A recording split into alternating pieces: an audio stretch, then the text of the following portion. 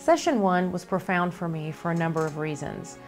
Initially, I was nervous about the seminar. I didn't know what the approach was going to be with the Breaking the Chain series, but I was quickly put at ease when I realized that it is based on God's Word, which gave me a relief and a much different perspective than anything I had heard before.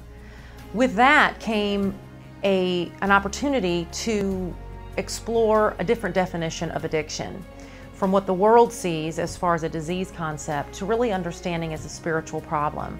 That addiction is a spiritual stronghold, and that is something that I can break free from. Once I understood that, I was able to really grasp the idea of the enslavement of sin.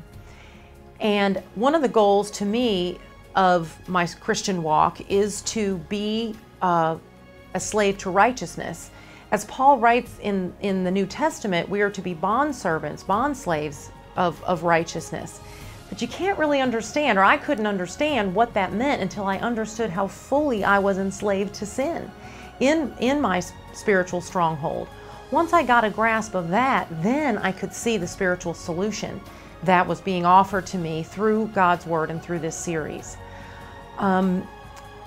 Once I was able to see that, then the idea of Christ-likeness really locked into place for me as far as being like Christ in thought, word, and deed.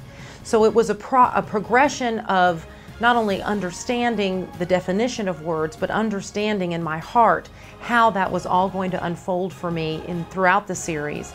But it was critical that I understood that Christ-likeness is the goal, and being enslaved to sin is something that I no longer have to be.